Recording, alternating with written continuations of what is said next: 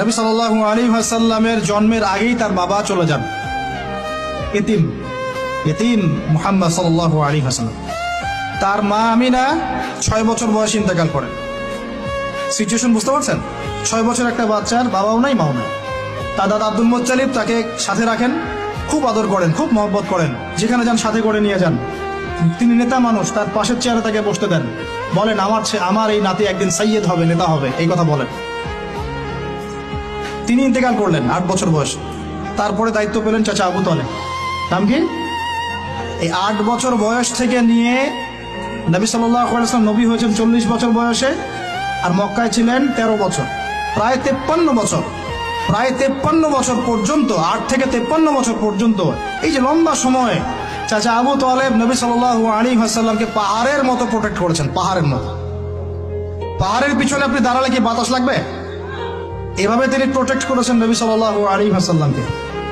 তার সন্তানদেরকে যা খাওয়াতেন তার চেয়ে ভালোটা নবীকে খাওয়াতেন সাল্লাল্লাহু আলাইহি ওয়াসাল্লাম। স্পেশাল রান্না তৈরি করে তাকে ডেকে নিয়ে বসতেন, কারণ এতিম ছেলে, মনে কষ্ট আছে, হয়তোবা সবার সামনে বলতে পারে না, ব্যাপারটা বুঝেন না? তিনি এইভাবে ট্রিট করতেন। এমনকি নবী হওয়ার পরে আল্লাহর নবী সাল্লাল্লাহু আলাইহি ওয়াসাল্লামের বিরুদ্ধে পুরা সমাজ চলে গেল। কেউ গালি দেয়, কেউ বলে সাহের, কেউ বলে কাযযাব, কেউ বলে ফারিকুল জামা।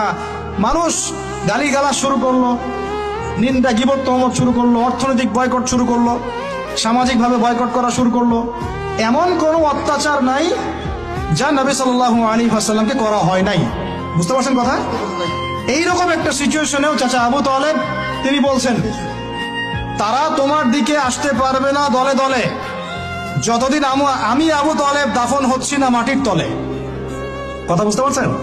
তারা তোমার দিকে আসতে পারবে না দলে দলে যতদিন আমি আবু তালেব দাফন হচ্ছি না মাটির তলে। এইরকম মানুষ চাচা আবু তালেব।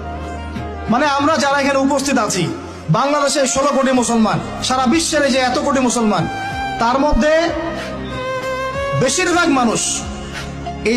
মানুষকে যদি আপনি এক পাল্লায় রাখেন, চাচা আবু তালেবের অবদানটাকে আরেক পাল্লায় রাখেন, ওই পাল্লা ভারী হবে ইনশাআল্লাহ।